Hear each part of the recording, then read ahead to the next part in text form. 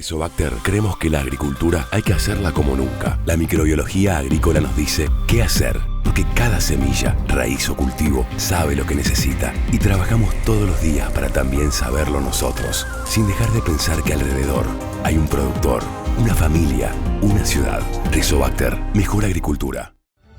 Tu búsqueda constante por superarte es el origen de todo. Nos unimos a ese desafío creando Neogen, una nueva marca de semillas pensada para productores como vos, para ofrecerte una combinación perfecta de genética líder, una completa gama de productos adaptados a tus diferentes estrategias productivas. Neogen, unidos desde el origen.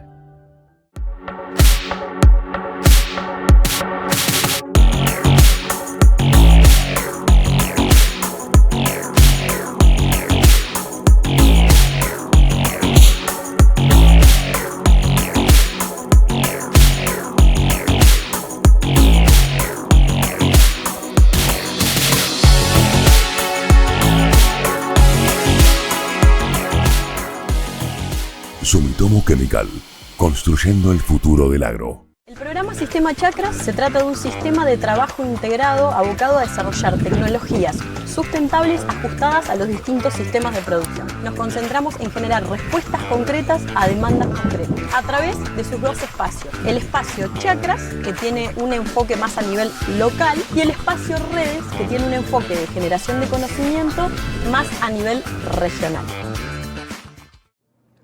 Bueno, muy buenas tardes, bienvenidos a la disertación.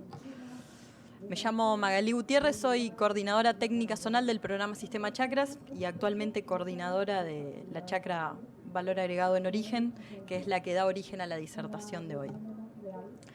El programa Sistema Chakras es un programa que se dedica a dar respuestas concretas a las preguntas concretas de los productores y se distingue por la visión sistémica en el abordaje de los problemas y trabaja bajo dos banderas, que es el aprender produciendo y el protagonismo en red, ¿sí? Aquí tienen un poco diagramada lo que es una estructura de una chacra, en donde el rol central de esa estructura es el responsable técnico de la chacra, la mesa de expertos, que son los que acompañan a lo que es la generación de conocimiento, y al productor o los miembros de la chacra, que son los que plantean la demanda y van también acompañando el desarrollo de esa respuesta, ¿sí? Hoy tenemos sentados en nuestro panel expertos y asesores que han acompañado la generación de conocimiento de esta chacra, y a su responsable técnico, quien es Agustín Torriglia, a quien paso a presentar. Él es responsable técnico de desarrollo de la chacra Valor Agregado en Origen, es miembro de la Comisión Revisora de Cuentas de APRESID del 2023 a la actualidad. Fue presidente de APRESID Joven del 2021 al 2023, es co-founder de Inventure Venture Capital, es miembro de la regional de Río Cuarto de APRESID y es ex-gerente de soluciones integrales del concesionario John Deere y PLA, y también es ex-gerente comercial de Agro24. A su vez tenemos a nuestros expertos y especialistas que nos acompañan, quien es Micaela Carlino, es licenciada en Economía de la Universidad de Torcuato Di Tella y cuenta con una maestría en Economía de la misma universidad. Participa en el Laboratorio Virtual de Finanzas Sostenibles e Inversión de Impacto. Cuenta con más de 20 años de experiencia en consultoría en la mayoría de los países de Latinoamérica, enfocado en proyectos de energía, infraestructura y cambio climático. Desde el 2005 participa en trabajos de investigación y consultoría en la Fundación e Instituto Torcuato Di Tella, en la economía del cambio climático, que incluye proyectos de fijación de precios del carbono, plataformas de financiamiento verde y del carbono, capacitaciones a tomadores de decisiones y promoción de una agenda ambiental regional. Desde el 2013 es docente universitaria y profesora de grado y posgrado en diversas universidades argentinas, y es autora de publicaciones sobre aspectos económicos de energía y del cambio climático. A su vez también nos acompañan Fernando Vilela, que es ingeniero agrónomo, es profesor titular en la Facultad de Agronomía de la UBA, de la Cátedra de Agronegocios, es director del programa de Bioeconomía y fue decano desde 1998 al 2006. Es consultor del CARI, expresidente del CEPIA, columnista de Mitre y El Campo, profesor de diversas maestrías, coordinador de Bioeconomía del Plan País Argentina, miembro de comisiones directivas de Maizar, Asociación Argentina de Biocombustibles e Hidrógeno, y Solidagro. Autor de 15 libros, 12 capítulos de libros, 3 videos, 39 publicaciones internacionales con referato. Y actualmente es miembro de la mesa de expertos de esta chacra. Así que bueno, los dejo con Agustín Torriglia, el responsable técnico que va a iniciar la disertación.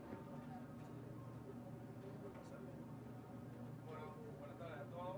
Muchas gracias a todos los que se han acercado.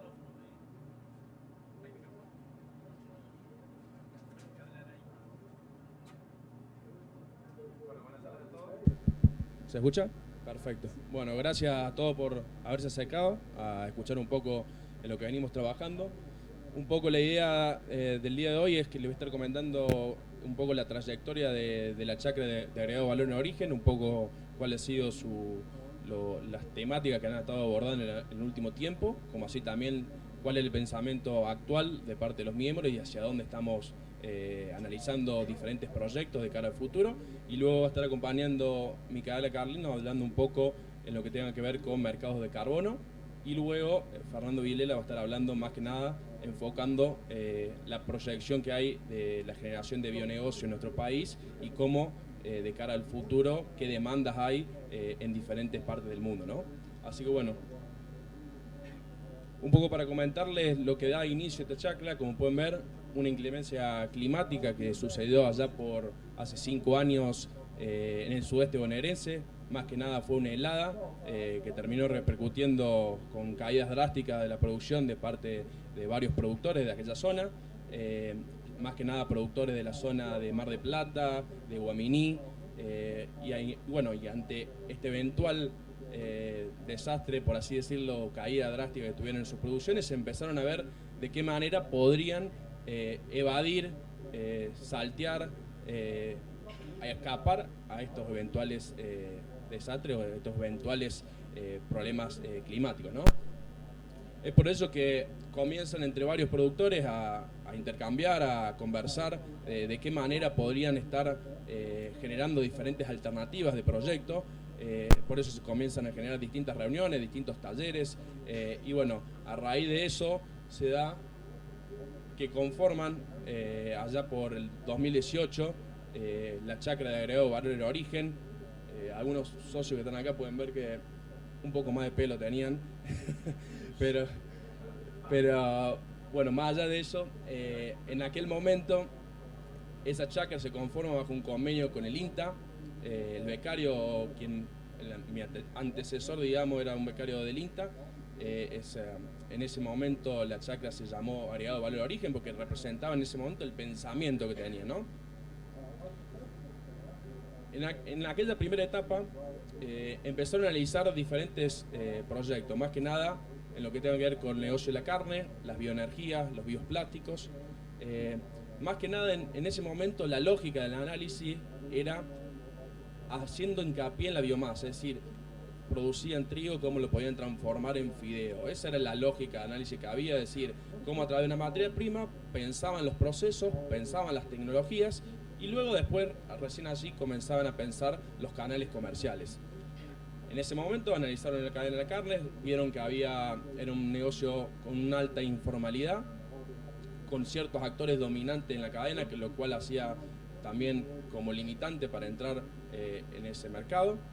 En el caso de las bioenergías, vieron que su principal limitante, su principal problemática era un problema de escala y también un negocio reglamentado, digamos, que está muy dependiente por ahí de los vaivenes, más que nada regulado. Y por otro lado vieron también la temática bioplásticos, y por lo que se encontraron en aquel momento es que no había una demanda en ese momento bastante de escala, ¿no? Y se encontraron solamente con proyectos en estadio de desarrollo y de investigación. Es por eso que, bueno, los productores aún así siguieron insistiendo, siguieron buscando alternativas, más allá de todos esos procesos que tuvieron en esa primera etapa, que no llegaron a conformar un proyecto o invertir, tuvieron varios aprendizajes. En una segunda etapa, hay un vuelco hacia las tecnologías innovadoras. En realidad hay un cambio de la lógica de análisis, ya no se parte de una biomasa, sino se parte de una tendencia de un consumidor o de una demanda a satisfacer.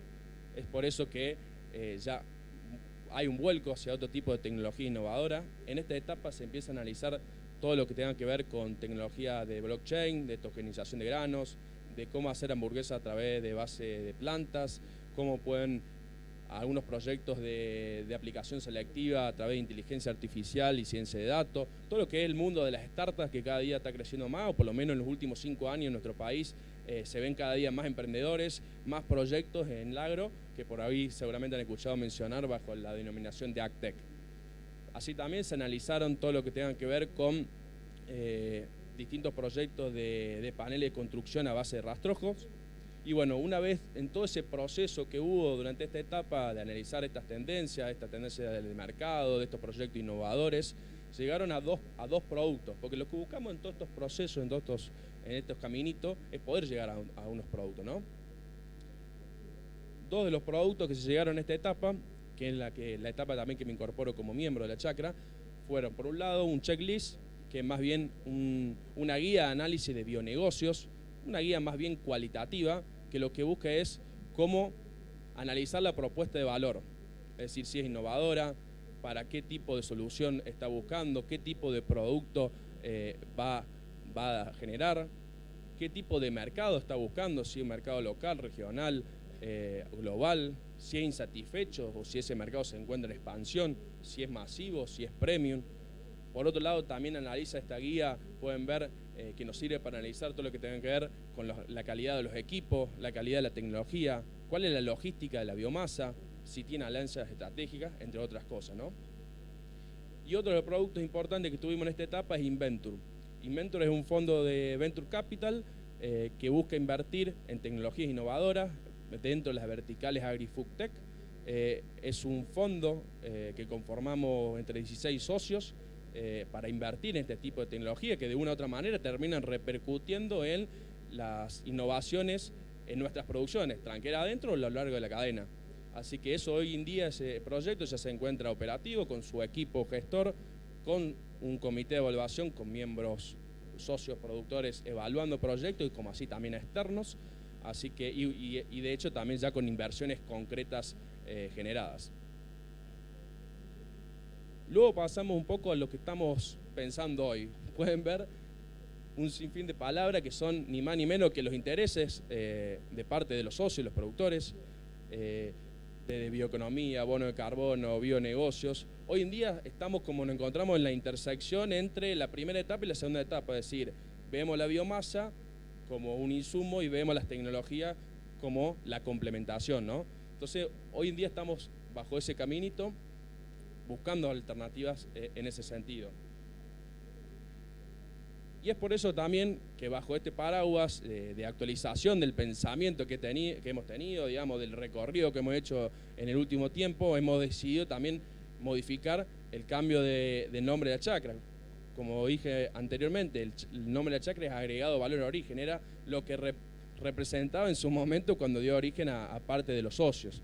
Hoy en día la chacra cambia el nombre hacia BioInnova porque representa, por un lado, la innovación permanente que buscan los socios a través de distintas tecnologías, a la biomasa, porque la tenemos a lo largo y ancho del país, entendiendo la gran plataforma fotosintética que hay en nuestro país, y obviamente el valor, porque no solamente podemos generarle valor a esa biomasa, sino podemos generar la captura de valor a través de la monetización de lo que producimos. Así que bueno, es un poco la chacra hoy, ¿cómo se denomina? Hoy en día está compuesta por 19 socios productores y empresas, bastante heterogéneo porque tenemos productores de sudeste bonaerense, norte de Buenos Aires, Santa Fe, Córdoba y hasta Mendoza, bien representativos desde las producciones que hacen y las diferentes heterogeneidad de condiciones de climática en su radio de influencia, ¿no? Un poco para comentarles qué estamos trabajando. Nuestra finalidad, obviamente, todos los proyectos tienen el paraguas la bioeconomía, es decir, pensamos que es una vía de progreso, un paradigma de desarrollo y buscamos generar o evaluar proyectos en ese sentido. Un poco uno de nuestros objetivos es empezar a conocer todo lo que tenga que ver con los nichos de negocios, cuáles son los mercados, cuáles son las tendencias, cómo podemos evaluar. No solamente que evaluamos a través de esa guía que generamos de checklist, que es una guía cualitativa, sino que buscamos generar una guía también cuantitativa, que nos sirva para tener un poco más de sofisticación a la hora de analizar distintos negocios, porque todos de una u otra manera quieren analizar y todos quieren a la vez invertir y a la vez invertir de manera asociada. Entonces también estamos buscando o analizando distintas formas de asociarnos o distintas también vías de financiamiento. Por otro lado, también estamos, como mencioné anteriormente, buscando alternativas de bionegocios. Hoy en día estamos analizando proyectos de biofertilizantes, todo lo que tiene que ver con proyectos de transformación de la biomasa, como dije anteriormente, forma de asociarnos. Y bueno, otro objetivo muy importante también que hemos abarcado todo este primer semestre es más que nada ver la posibilidad de explorar lo que tenga que ver con mercado de carbono, la factibilidad o no de monetizar ese carbono, empezar a entender de qué este mundo de los mercados de carbono, cuáles son los mercados regulados, cuáles son los mercados voluntarios, que bueno, ya después luego Micaela va a explayarse un poco más, cuáles son las plataformas que están trabajando, qué están midiendo, cuáles son las certificadoras y si hay o no factibilidad de monetizar lo que se produce. Bueno, en este sentido, los estudios de caso, hemos estado en este primer semestre de este año haciendo distintos también viajes. Hemos estado en Mendoza, viendo producción de nogales, de almendro, una planta de biofertilizantes para generar un biofertilizante a través de distintos tipos de residuos. Hemos estado realizando distintos talleres de cómo analizar negocios con expertos que nos sirven para complementar a la hora del análisis. Hemos estado realizando distintos talleres de mercado de carbono y toda la temática de carbono. Así que eso en cuanto a lo que venimos analizando, ¿no? Y un punto importante es que empezamos a hacer una prueba piloto con una plataforma de Estados Unidos que tiene un algoritmo patentado de inteligencia artificial que mide el carbono orgánico a través de imágenes satelitales. Es una plataforma que de una u otra manera termina siendo también un mercado de carbono. Esta plataforma en la cual venimos haciendo esta prueba piloto, hemos recolectado datos de 52.000 hectáreas de campos propios. Hago esta mención campos propios porque sabemos bien que en la Argentina hoy en día la superficie sembrada ronda del 70% es superficie arrendada, es decir, todavía no se va a saber quién va a ser el posible obtentor de un posible bono en esa superficie, por eso es que comenzamos a recolectar la información por parte de socios en campos propios.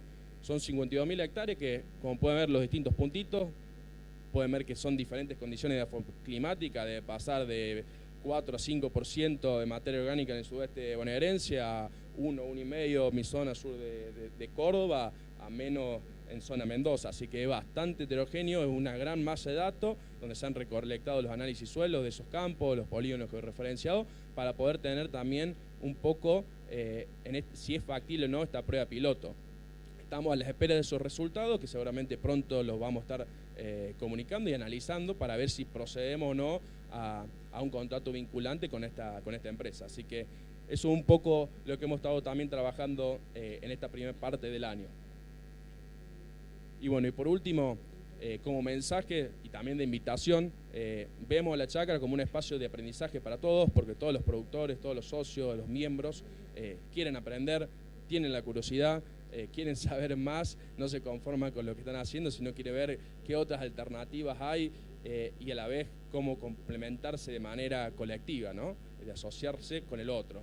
Así que bueno, más que nada están todos invitados a participar y cualquier duda a disposición. Muchas gracias.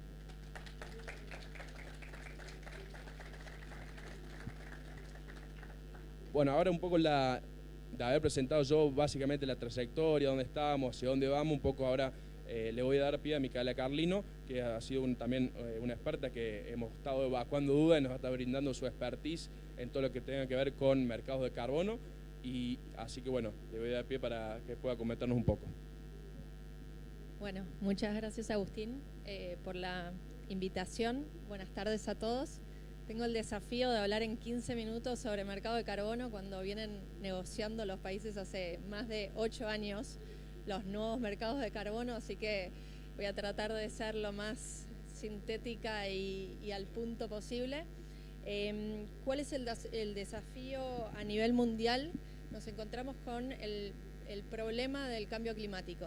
Hace ya 30 años que los países se juntan todos los años para ver cómo abordar el desafío del cambio climático dentro de el marco de la Convención Marco de Naciones Unidas para el Cambio Climático, y tienen compromisos que se van asumiendo a nivel internacional. Argentina es parte de este compromiso. Desde el 2015 está vigente el Acuerdo de París, y a partir del Acuerdo de París todos los países presentan sus contribuciones nacionalmente determinadas. ¿Qué es eso? El esfuerzo que hacen los países por tratar de abordar y mitigar el cambio climático en cada uno de ellos.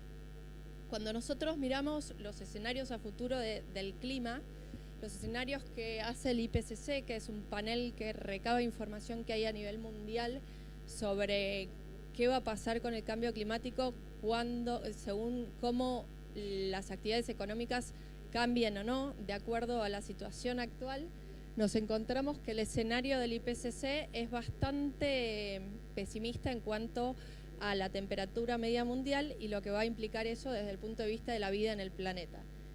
Es, la curva de acá arriba, cuando vemos con todos los esfuerzos que están haciendo los países a través de sus NDCs, nos encontramos que igual estamos muy por arriba del escenario de tener una temperatura aumento de temperatura de 1.5 grados centígrados, que es un aumento que es compatible con la vida humana como la conocemos, con todas las actividades económicas que hacemos. Entonces hay un esfuerzo por tratar de transformar las economías a nivel mundial y lograr reducir las emisiones de gases de efecto invernadero para poder tener escenarios de crecimiento de temperatura más compatibles con los actuales. Entonces, en función de esto es que se está negociando cómo avanzar con los mercados de carbono. Parte del desafío es transformar las economías a nivel mundial, y eso implica que las actividades económicas tienen que transformarse de manera sistémica, no pequeños aumentos o pequeñas mejoras a lo que hacemos como lo hacemos hoy, sino transformar significativamente la forma en que se produce. Entonces, como parte de eso, se está tratando de desarrollar un mercado que dé señales de precio y que genere el principio de contaminador paga. Si yo contamino, tengo que pagar, y si no puedo reducir, tengo que pagar. En función de esto, hay dos tipos de mercados en el mundo. Uno, el mercado regulado, que tiene que ver con países o regiones o provincias que deciden imponer límites a las emisiones, y todas las empresas que están reguladas tienen que cumplir con ese límite de emisiones. En el caso de no poder cumplir con esos límites, tienen que comprar derechos de emisión porque están excediendo ese límite máximo. Por otro lado están los mercados voluntarios, que es todas las empresas que deciden de manera voluntaria reducir sus emisiones y pueden venderlas en el mercado voluntario o venderla a aquellas empresas del mercado regulado que no logran cumplir con sus límites de emisión. Dentro del mercado voluntario hay distintas formas de reducir emisiones que pueden ser vendidas. Puede ser a través de evitar emisiones, por ejemplo, energías renovables, reducir emisiones, por ejemplo, proyectos de eficiencia energética, o eliminar a través de proyectos de captura de emisiones de gases de efecto invernadero. La gente que tiene proyectos de este tipo de compensaciones de carbono puede vender a otras empresas que deciden voluntariamente reducir su impacto y su huella de carbono a nivel en sus actividades, o vender en el mercado regulado a esas empresas que efectivamente tienen que cumplir con un límite porque su país se lo impone. Ahora bien, los mercados, las certificaciones de las compensaciones de carbono son bastante complejas. Para poder certificar una compensación de carbono hay que cumplir con una serie de criterios que son bastante exigentes. Deben haber visto en los últimos meses muchas noticias sobre algunas certificaciones que han tenido algunas polémicas respecto a si efectivamente están reduciendo las emisiones y cómo eso en la práctica puede impactar. Entonces hay un proceso de certificación bastante exigente. Ese proceso de certificación pide criterios. Los criterios son, por un lado, que las reducciones sean reales, que uno pueda mostrar que realmente se está reduciendo la cantidad de emisiones que se dice ex ante que va a reducir. Por otro lado, tiene que ser adicional. Esto significa que no se hubiera hecho en otro contexto. Si es algo que nosotros ya hacemos, no es adicional, porque es parte de la forma en la que ya trabajamos. Entonces hay que mostrar que hay un cambio en la forma en la que se están haciendo las cosas y que eso genera una reducción de emisiones. El otro punto es que las reducciones sean permanentes o no reversibles. O sea, no es algo que yo puedo en un año cambiar mi forma de hacer las cosas y vuelvo a la situación anterior. Por otro lado, tienen que ser certificables, o sea, tiene que haber información real y precisa que muestre que esas reducciones de emisiones se están llevando a cabo y también que se cumplen con todos los mecanismos de aplicación para garantizar que efectivamente todo lo anterior se cumple. Con lo cual, hay muchísimos requerimientos para que eso ocurra y el esfuerzo para poder certificar reducciones de emisiones es significativo. Eso nos lleva al siguiente punto, que es cuando uno mira el mercado de reducción de emisiones, esto es en el total de lo que hubo a lo largo del tiempo en 100% según los distintos sectores. Vemos que el mercado está creciendo entre el 2018 y el 2022, más que se duplicó. Hoy hay casi 500 millones de toneladas de dióxido de carbono equivalente que han sido vendidas en el mercado voluntario de compensaciones de carbono. Ahora, el desafío es que para poder certificar tiene que ser bajo una certificadora que tenga unas metodologías que estén validadas.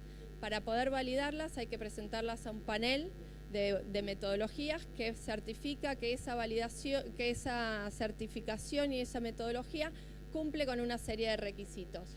Cuando uno mira en términos del tipo de metodologías que han sido ya validadas, hay alrededor de 170 tipos de créditos de carbono dentro de las metodologías validadas y uno lo que ve a priori está muy enfocado en lo que es energías renovables. Y esto tiene que ver con que son tecnologías que ya están muy probadas, que han sido desplegadas de manera masiva y entonces la velocidad con la cual se pueden certificar reducciones de emisiones de ese sector son mucho más significativas porque ya la cantidad de metodologías hace que muchos proyectos se implementen bajo ese tipo de tecnologías.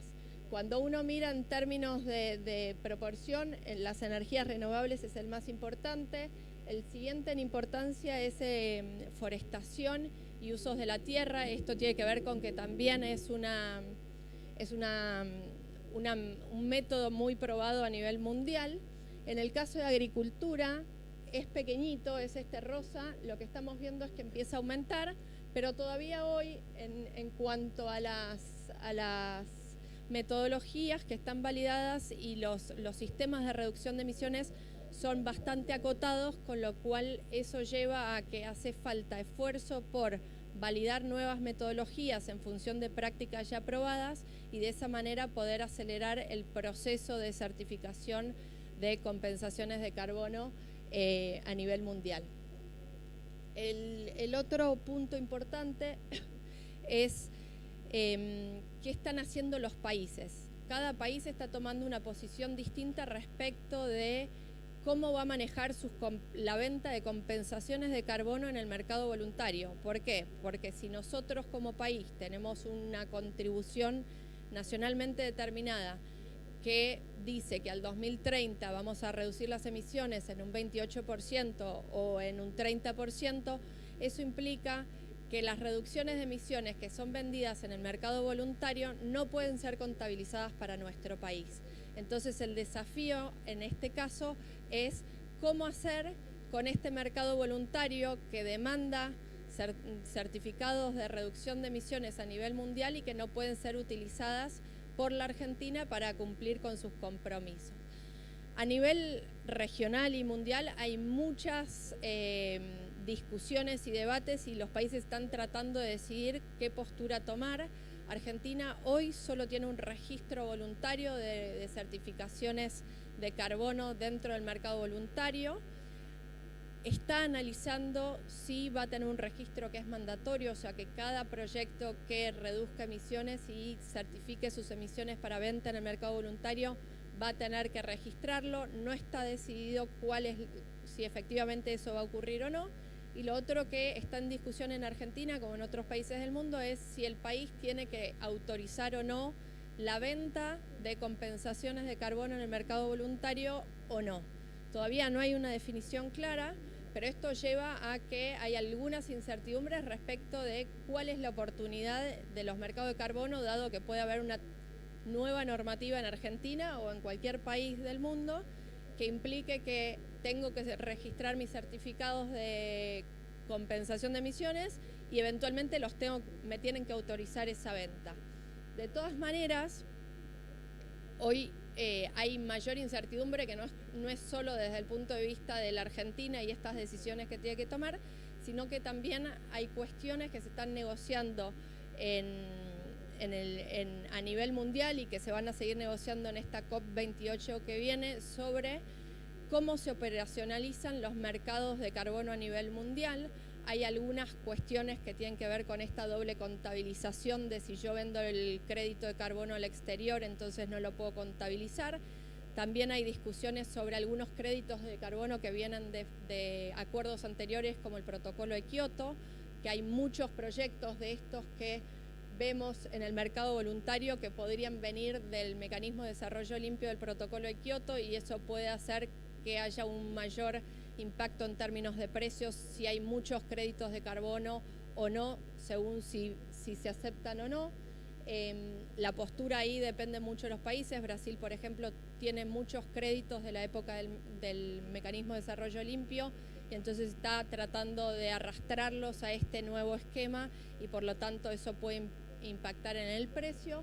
Desde el punto de vista de las oportunidades para las empresas hoy hay una oportunidad que es el cambio climático genera un contexto de incertidumbre y de cambio que tiene la posibilidad de generar oportunidades de monetizar y generar ingresos adicionales de actividades que hoy no están siendo consideradas, que puede ser esta posibilidad de vender créditos de carbono, pero eso implica un esfuerzo significativo en términos de implementar un proyecto y poder certificarlo y poder validarlo ante una entidad acreditada.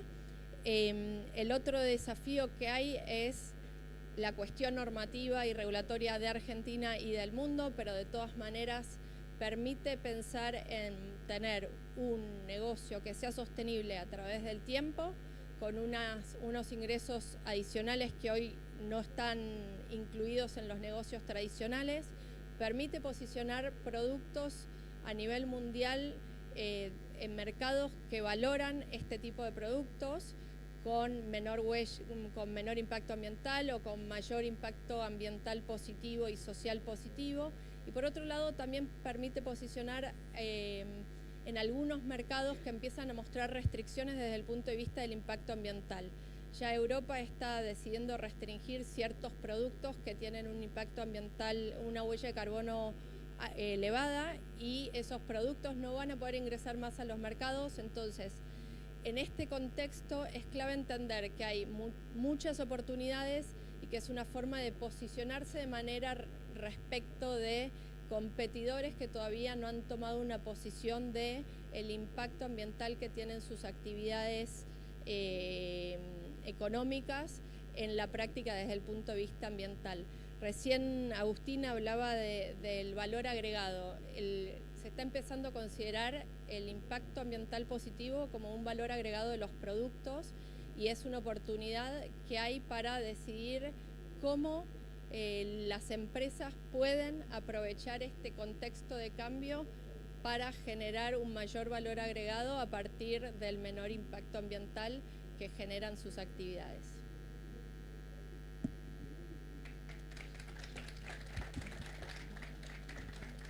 Bueno, muchísimas gracias, Micaela, por compartir todo la expertise.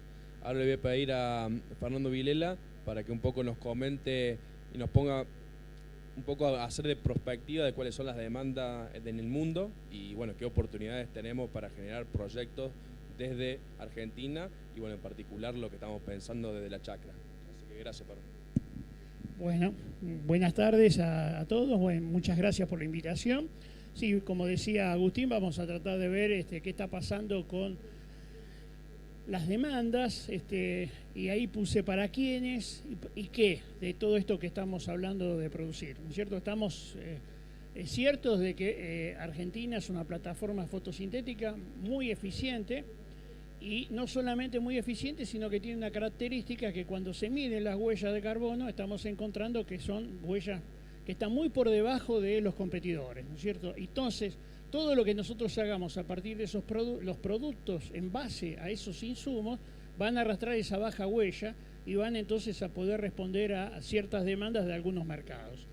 Ahora, los datos que le voy a mostrar es cómo está evolucionando un poco algunos parámetros que tienen que ver con las demandas, y esas demandas tienen que ver con dónde están ubicadas las mismas, las características de esas poblaciones y, bueno, y sacar algunas conclusiones, ¿no es cierto? Cuando nosotros vemos la evolución desde el punto de vista del alimento, hay distintas situaciones que responden a ambientes donde el alimento es el combustible o que facilita la vida. Estamos hablando de baja tecnología, ¿no? Cuando pasamos a una etapa posterior donde hay un disfrute, hay un valor agregado, estamos hablando ya de un consumo masivo, alta tecnología y finalmente un mercado más segmentado. En el mundo hay de todo esto. Nosotros podemos elegir dónde poder acceder a partir de una base que tenemos que después voy a mostrar cuál es. Y entonces, a partir de esto, estas dos preguntas, ¿no? ¿Qué y qué vendemos? ¿Qué estamos vendiendo hoy? O sea, cuando nosotros hacemos la caracterización de la biomasa que produce la Argentina, el total de la misma que es exportada está asociada básicamente a lo que son los granos, ¿no es cierto? Cuando nosotros miramos granos, estamos hablando de un número, está ahí en blanco, de 37.000 millones de dólares, estos son 2022, ¿no? Eso representa un valor por tonelada de 378 dólares, y es el 73% de los dólares que exportamos. O sea, el 73% de los dólares que exportamos de agro pertenece al rubro granos. Si vemos la pesca, lo que empieza a aparecer es que en toneladas es un valor chico, pero que en dólares es más que proporcional, porque el valor es superior, estamos hablando de 3.700 dólares la tonelada, y en productos regionales, que también tienen que ver más con un consumo directo humano, ese valor también está por encima del superior, ¿cierto? Y obviamente las proteínas animales tienen una agregación mayor de valor, y el valor promedio de la tonelada que estemos exportando está en torno de los 5.300 dólares. Es el 14% de los dólares, pero es el 1.2% del volumen, ¿sí? Esta es un número general. Mañana en otra charla vamos a hablar un poquito más de esto. ¿Qué está pasando con el consumo, los consumidores? ¿Dónde están ubicados? ¿Qué está pasando con el mundo? Cuando nosotros hacemos proyecciones a largo plazo, en este caso es al 2100, lo que estamos observando es que hay un crecimiento del 30% de la población, pero no es en todos lados igual. Fíjese en los valores más claros. ¿Qué está pasando con África subsahariana? ¿Y cuánto es hoy? Hoy es el 15% de la población global y va a ser el 33%, el doble. Del 15 al 33. ¿Y qué pasa con Asia? Baja del 29 al 16. ¿Sí? Los 1.400 millones de chinos se prevé que van a ser 950 millones de chinos a final del siglo. Envejecimiento, ¿sí? Cambio de pirámide de edades, etcétera, etcétera. Estos cambios son importantes porque va a determinar también qué tipo de demanda va a haber y dónde va a estar ubicada la misma, ¿no es cierto? Fíjense, por ejemplo, en el caso de Europa y América del Norte, van a ser el 10% de la población global, ¿sí?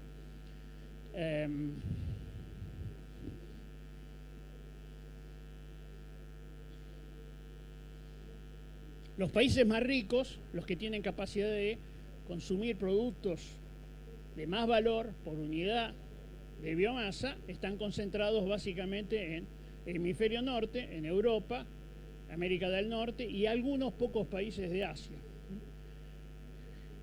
A nivel país, eso era en región, a nivel país, ¿quiénes son los países más poblados y van a ser los países más poblados? Los colores son por continente. Fíjense que en el 1950 había 4 europeos, 4 asiáticos, Estados Unidos, Brasil. Hoy ya el país más poblado del mundo hace algunas semanas es India, ¿sí? Pasó a China, y empiezan a aparecer algún marrón, ¿sí? Nigeria, que es África. Cuando vemos hacia el 2050 y hacia el 2100, esto reproduce aquello que habíamos dicho antes, ¿no es cierto? La población, empiezan a aparecer más países africanos, Nigeria, Congo, Etiopía, y hacia fin de siglo, la mitad de los países más poblados son africanos. ¿Sí? Van a demandar distintas cosas que este conjunto de países más poblados, ¿cierto? Este tema me parece que lo tenemos que tener presente. Cuando vemos el gasto que generan los distintos países en función de sus ingresos, esto es gastos en alimentación y ingresos en logarítmica, ¿sí? Ahí podemos encontrar al menos tres situaciones distintas que caracterizan cuáles son sus demandas, ¿sí? Tenemos aquellos muy altos ingresos y gastos importantes, algunos de los países europeos, los Estados Unidos, Japón, etcétera. Los países medios que están creciendo en sus consumos, y ahí hay productos diferenciados que están empleando, y este conjunto de países donde hay algunos muy notables, India, China, ¿sí? Indonesia y una parte de los del ASEAN que están acá, ¿sí? Ahí hay, digamos, entonces, una pregunta a hacerse. ¿Cuál va a ser la paleta y el menú de productos que van a ser demandados y que estamos en condiciones de ofrecer? ¿Y cuál vamos a elegir de ese menú que es posible? Cuando vemos el consumo de carnes, sigue el mismo juego.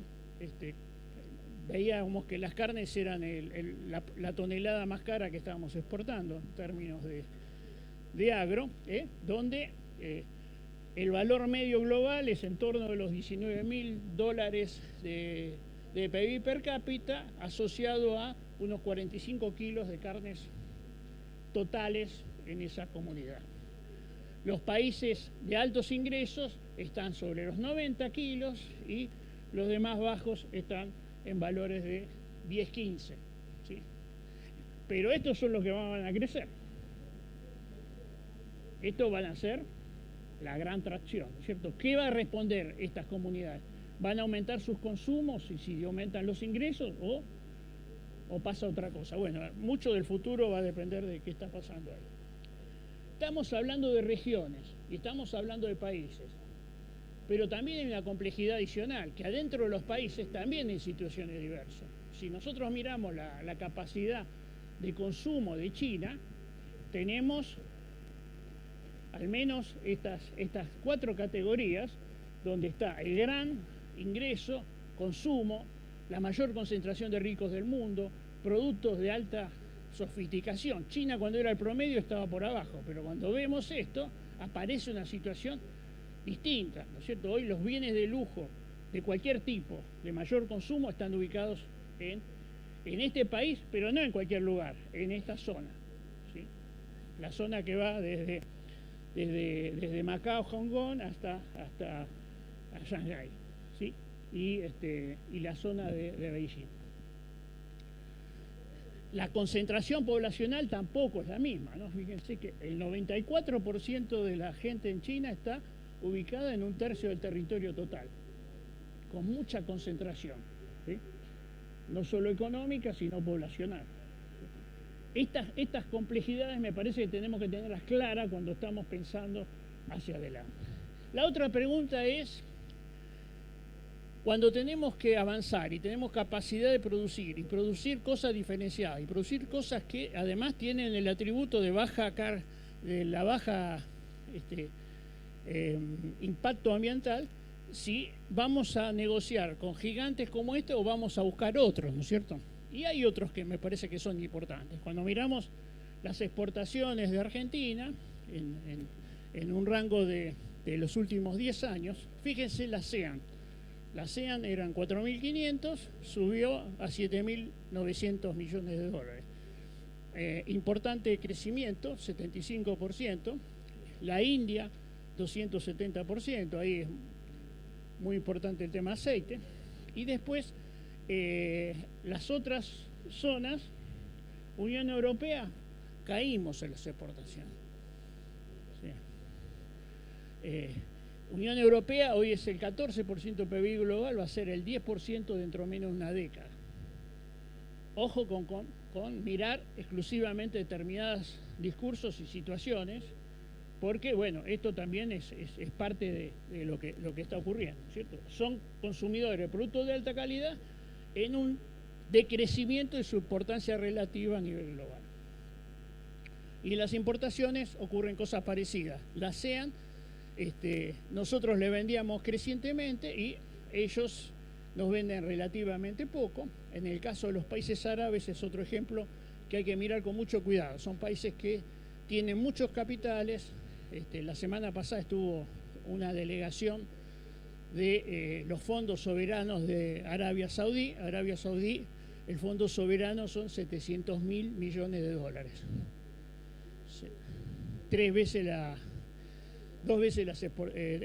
veces las exportaciones, 5, 6, 7 veces las exportaciones de Argentina, etcétera, etcétera. Esa es la plata que tienen para invertir en seguridad alimentaria, que ya no es Ucrania la seguridad alimentaria, ¿no? Ni es Europa. Hay una realidad a partir de este conflicto que refuerza las oportunidades. El mundo nos sigue dando oportunidades, nosotros seguimos mirando el techo, ¿cierto? ¿A dónde vender? Bueno, hay muchas áreas, hay digamos, situaciones que cuando uno hace una matriz entre población, ingresos, diferenciación de ingresos de acuerdo a las características nacionales, tal como les decía, uno puede armar un mapa mucho más complejo que el que hoy tenemos y que va a requerir una visión geopolítica de la Cancillería en acuerdos que permitan canalizar muchas de estas cuestiones. Nosotros hoy, nuestro principal comprador es Brasil, el segundo es Estados Unidos, sigue China, India, Chile, después los países de la ASEAN, ¿sí? El principal comprador de maíz y harina de soja de la Argentina es... ¿Quién es? Vietnam, señores. Esto es lo que está pasando, ya está pasando, no es que estamos reflexionando, o sea, hay que mirar estas cuestiones y observar qué está pasando. Vietnam, cuando nosotros mirábamos, no lo marqué, pero en el tema del consumo de carne está relativamente alto y además le vende a China lo que produce con esta harina de soja y con este maíz que nos compra a nosotros. Este conjunto de países de la ASEAN me parece que es estratégico, porque además responde a aquella pregunta que yo hacía. Desde el punto de vista de la simetría de la negociación, es más fácil negociar con Indonesia, Tailandia, Filipinas, que con China, ¿sí? Y hoy esos países están creciendo en población. Ustedes recuerdan algunos de ellos que les mostraba que están siendo parte del gran crecimiento poblacional. Los países árabes lo mismo, hay un conjunto de ellos, es el norte de África y O sea, se definen árabes a los que hablan en árabe, no son los musulmanes, ¿no es cierto? Es Cercano Oriente y norte de África. Hacia adelante, desafíos es seguir aumentando nuestra capacidad de producir biomasas múltiples, cada una de ellas con distintas fracciones que puedan ser parte de una bioeconomía que genere bioplásticos, bioinsumos, otros productos que reemplacen lo que hoy viene de la química tradicional y la petroquímica. Agregar valor, y agregar valor es agregar conocimiento, es agregar trazabilidad, como decía antes ella. O sea, tener una huella determinada es un producto diferenciado, ya tiene un valor incorporado, lo estamos haciendo, hay que medirlo, y lo que hagamos con él, tratemos de que no sea lo que hacemos con el maíz, que 2/3 partes lo estamos exportando como grano, sin ninguna captura de valor de ese característico. Abrir mercados, especialmente con los que tenemos más simetría de poder, es mi visión. Crecer en la paleta de productos, o sea, no está mal seguir creciendo en la producción de granos, si lo hacemos en forma sostenible, y va a haber mucha mercadería que va a ser demandada. Tratemos sí de hacer un porcentaje mayor de elaboración local, y finalmente transformar en territorio esas biomasas que estamos generando, agregándole entonces valor en términos bioeconómicos, en términos de economía circular, en términos de desarrollo territorial. Bueno, muchas gracias.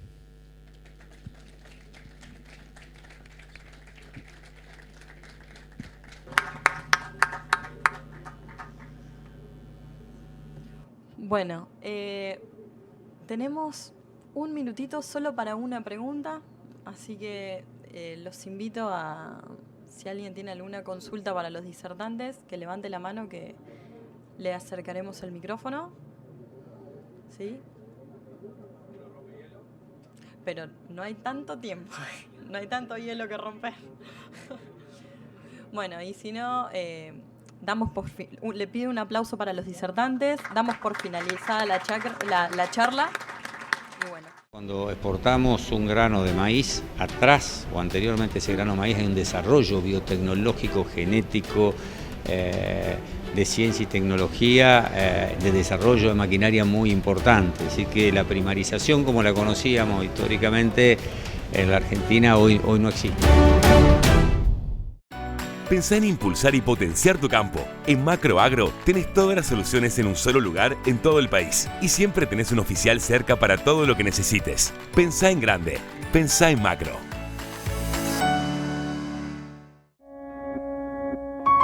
We are Viterra. We are a world-leading agriculture network. We are a network of storage assets, processing facilities, terminales del puerto, logistics, assets, and marketing offices. Folyamatosan fejlesztjük a hálózatunkat. Responding to change and pursuing opportunity. Büszkék vagyunk arra, amit csinálunk, arra, ahogy csináljuk. Temos a missão de conectar a indústria agrícola. To grow our network and build partnerships that last. Welcome to Viterra.